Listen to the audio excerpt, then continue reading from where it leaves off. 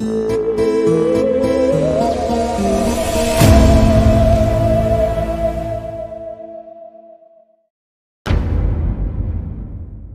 दोस्त गर्मी की छुट्टियों में समर कैंप का आनंद ले रहे थे। देर रात बॉनफायर के पास उन्हें किसी के होने का एहसास हुआ। वे लोग इधर उधर देखने लगे। कोई तो है यहाँ। हाँ, मुझे भी ऐसा ही लगा। वे लोग कुछ समझ पाते उसके पहले ही एक साया उनके एक दोस्त को घसीट के वहां से ले गया। सभी लोग घबरा कर वहां से भागे। उस गायब हुए लड़के की कोई खबर नहीं थी। वो कभी मिला ही नहीं। कहते हैं उस लड़के के गायब होने के बाद हर साल समर वेकेशन में उस कैंप साइट से कोई ना कोई गायब हो जाता था। इसलिए उस कैंप साइट को बंद कर दिया गया। 20 साल बाद गर्मी की छुट्टियां शुरू होते ही कॉलेज के 5 दोस्त आरव, कबीर, नील, तान्या और रिया कहीं एडवेंचर ट्रिप पर जाने की प्लानिंग कर रहे थे। यार, इस बार कुछ अलग करते हैं। सिर्फ घूमना नहीं, असली एडवेंचर, समथिंग थ्रिल। तो फिर पहाड़ चलते हैं। ट्रैकिंग, कैंपिंग, बॉनफायर सब मिलेगा और थ्रिल भी मिलेगा। मगर कहाँ चले? हर जगह टूरिस्ट की भीड़ है। मेरे नाना नानी का गांव है पहाड़ियों में। बहुत सुंदर जगह है। जंगल, नदी, पहाड़ सब है। और सबसे अच्छी बात, वहाँ भीड़ भी नहीं होती। मगर क्या वहाँ मजा आएगा? एक बार चलकर देखो। बस फिर क्या था, प्लान फाइनल हो गया। 2 दिन बाद पांचों दोस्त पहाड़ियों के बीच बसे उस छोटे से गांव में पहुंच गए। गांव छोटा था, चारों तरफ घने जंगल और पहाड़ों पर हमेशा तैरती हुई धुंध। ये जगह तो दिखने में बहुत ही एडवेंचरस लग रही है। एडवेंचरस नहीं, मुझे तो हॉरर लग रही है। ऐसा लग रहा है अभी कहीं से हॉरर म्यूजिक बजेगा और एक चुड़ैल मेरे सामने आकर खड़ी हो जाएगी। उसके लिए कोई स्पेशल जगह की जरूरत नहीं है। कभी भी कांच के सामने खड़ी हो जा, तुझे चुड़ैल नजर आ जाएगी। आरव की बात सुनकर रिया को गुस्सा आ गया और बाकी लोगों को हंसी। मस्ती मजाक करते हुए लोग नील के नाना नानी के घर पहुंच गए। नाना नानी ने उनका बहुत प्यार से स्वागत किया। नानी ने उनके लिए गर्मा गर्म खाना बनाया। सब लोग बहुत खुश थे। शाम का वक्त हो रहा था। तभी आरव ने एक अजीब बात नोटिस की। गांव में शाम होते ही हर घर के दरवाजे बंद हो गए थे। सड़कें पूरी तरह खाली, कोई आवाज नहीं। यार नील, यहाँ लोग इतनी जल्दी घरों में क्यों चले जाते हैं? अभी तो 7 भी नहीं बजे और पूरा सुनसान हो गया। शायद पहाड़ों में ऐसा ही होता है। मैं तो बहुत दिनों बाद गांव आया हूँ। लेकिन सच में ऐसा नहीं था। रात के खाने के बाद सब लोग आंगन में बैठे थे। हल्की हवा चल रही थी। नानी, यहाँ आसपास कोई डरावनी जगह है क्या? तान्या की बात सुन नानी का चेहरा अचानक गंभीर हो गया। उन्होंने नाना जी की ओर देखा, फिर धीमे से कहा, है, जंगल के उस पार एक पुराना कैंप साइट है। कहते हैं वो जगह हॉन्टेड है। नानी की बात सुन सब लोग उत्सुक हो गए। उन्हें वहां की कहानी सुननी थी। अरे वाह, वहां की कोई कहानी है क्या? हमें सुनाओ। सब लोगों के बार बार बोलने पर नानी ना चाहते हुए भी कहानी सुनाने लगी। कई साल पहले वहां समर कैंप लगता था। कॉलेज के बच्चे आते थे। लेकिन एक रात वहां कुछ ऐसा हुआ कि पूरा कैंप बंद करना पड़ा। ये बात बताते हुए उनके हाथ पैर कांप रहे थे। वे चुप हो गईं। सब लोग एक दूसरे की ओर देखने लगे। फिर आरव ने धीरे से पूछा, क्या हुआ था? अब चुप क्यों हो गई? उस रात 5 बच्चे जंगल में कैंपिंग के लिए गए थे। लेकिन सुबह सिर्फ 4 लौटे। 5वां कभी नहीं मिला। उनकी बात सुन सब हैरान हो एक दूसरे की तरफ देख रहे थे। वहां पर पिन ड्रॉप साइलेंस हो गया था।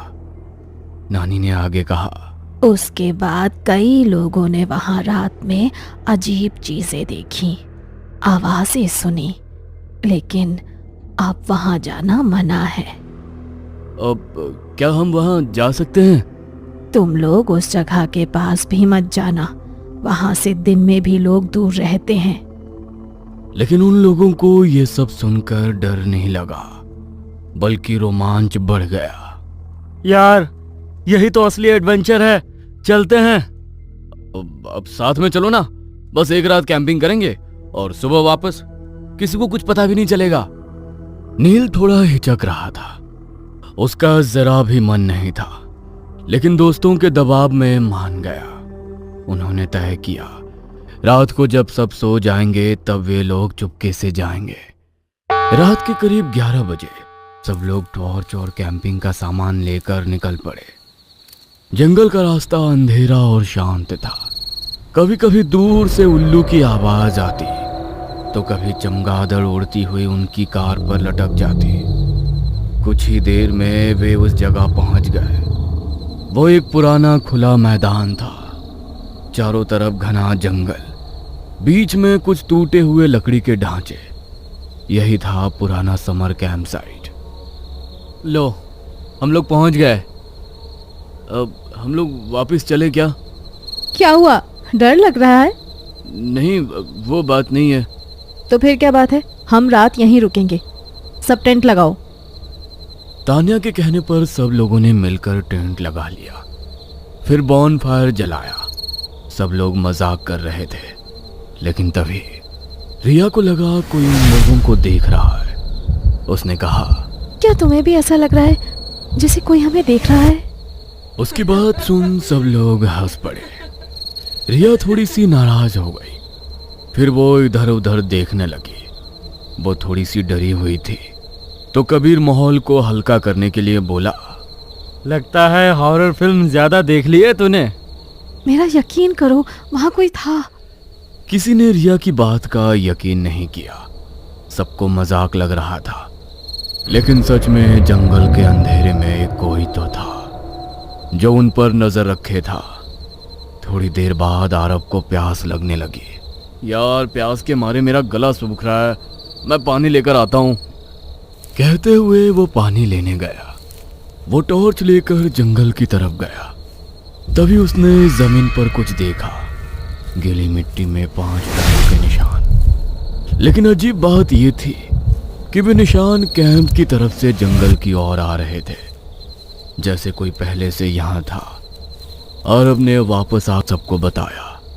उसकी बात सुन सब लोग थोड़ा डर गए। कम ऑन, हम लोगों को डराने की बेकार कोशिश थी। मैं सच कह रहा हूँ। तुम लोग बेकार ही बहस कर रहे हो, शायद कोई जानवर होगा। रात के करीब 2 बजे जब सब लोग सोने की तैयारी कर रहे थे, तभी जंगल के अंदर से एक डरावनी चीख सुनाई दी। वो इंसान की आवाज थी। सब लोग डर गए। ये क्या था? कहते हुए उसने टॉर्च आवाज की दिशा की ओर की, तो अचानक टॉर्च अपने आप बंद हो गई और चारों तरफ गहरा अंधेरा छा गया। सब लोग टेंट की ओर चलो। तान्या के कहने पर सब लोग टेंट के पास पहुंचे, मगर कुछ सेकंड बाद किसी के चलने की आवाज आने लगी, धीरे धीरे, जैसे कोई टेंट के बाहर घूम रहा हो। टेंट की दीवार पर एक परछाई दिखी, एक इंसान की। लेकिन वहां 5 दोस्त तो टेंट के अंदर थे, तो बाहर कौन था? यह सोच सभी डर गए।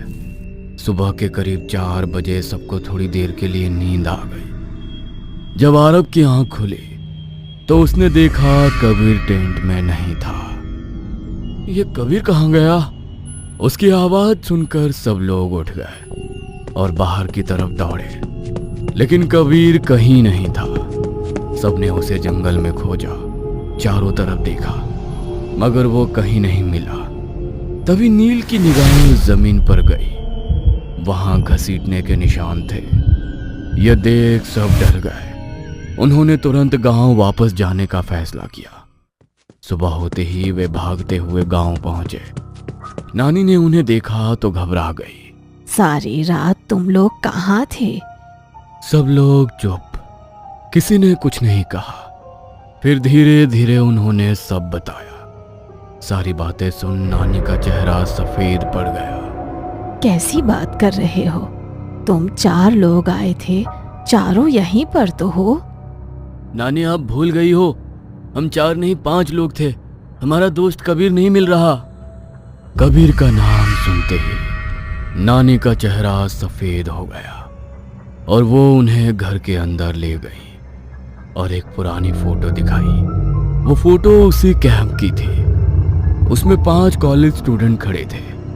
सब लोग ध्यान से फोटो देख रहे थे। तभी तान्या चीख पड़ी, क्योंकि फोटो में खड़े 5 लोगों में से एक का चेहरा कबीर जैसा ही था। वो लड़का 20 साल पहले उसी कैंप में गायब हुआ था। नानी की बातें सुन एक बार को तो सब डर गए। वे एक दूसरे की ओर देख रहे थे। लेकिन कबीर तो हमारे साथ कॉलेज में था, वो इस पुरानी फोटो में कैसे हो सकता है? क्या तुम लोग उसे सच में कॉलेज से जानते थे या अभी मिला था? सब लोग चुप हो गए, क्योंकि कबीर उनसे सिर्फ 3 महीने पहले ही मिला था। यदि कबीर वही गायब हुआ लड़का है तो उन लोगों के साथ कैसे आया? तभी अचानक आरव के फोन पर एक मैसेज आया जो कि अननोन नंबर से था। उसमें सिर्फ एक फोटो थी। वो फोटो उसी रात की थी, कैंप साइट की। उस फोटो में 4 लोग टेंट के पास खड़े थे। आरव, नील, तान्या, रिया और उनके पीछे अंधेरे में कबीर खड़ा था। लेकिन उसकी आंखें पूरी तरह काली थी और मैसेज के नीचे लिखा था, नेक्स्ट समर कैंप में फिर आऊंगा। यह देख आरव डर गया। उसने मोबाइल नील की तरफ बढ़ाया तो नील रहस्यमयी तरीके से मुस्कुराने लगा और उसका चेहरा धीरे धीरे कबीर की तरह हो गया। क्या हुआ? मैसेज का रिप्लाई तो करो। आप लोग आएंगे ना मेरे साथ समर कैंप में?